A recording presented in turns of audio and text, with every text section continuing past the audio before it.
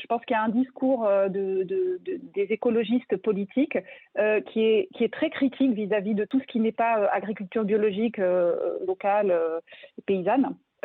Et vous-même, Monsieur Biteau, je suis désolée, je vous ai déjà entendu sur des conférences parler d'empoisonner. Vous avez donné le terme empoisonné quand vous parliez des autres agricultures qui n'étaient pas bio.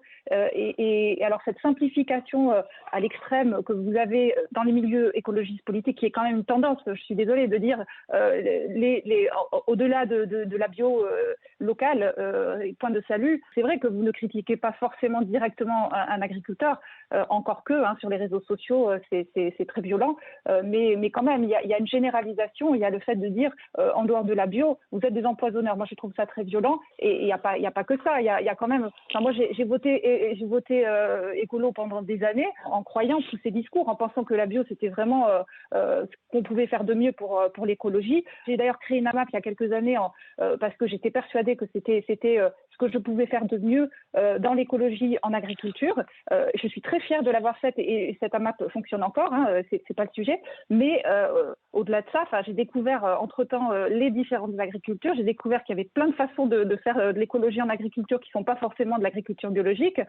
J'ai découvert qu'en fait tous ces discours que vous n'avez pas l'impression qu'ils sont violents, mais parce que vous avez des convictions, vous êtes persuadé que votre façon de travailler est de loin sans doute la meilleure, mais il y a d'autres façons de travailler. Ici, là, nous avons Jean-Baptiste Verviers qui fait de l'agriculture de conservation des sols. Moi, ça a été une révélation. L'agriculture de conservation des sols, c'est une agriculture régénératrice qui a pour but de recréer de la vie dans le sol, de recréer, de capter du carbone. Pour moi, il n'y a pas plus d'écolo, quoi. Et alors, par contre, on utilise un peu de glyphosate. Alors, le glyphosate, je sais que c'est quand même un de vos totems. Je suis désolée, EELV et le glyphosate, on ne peut pas en parler avec vous. Donc, il y a quand même des usages du glyphosate, par exemple, qui sont super intéressants et qui peuvent permettre à des terres de se régénérer.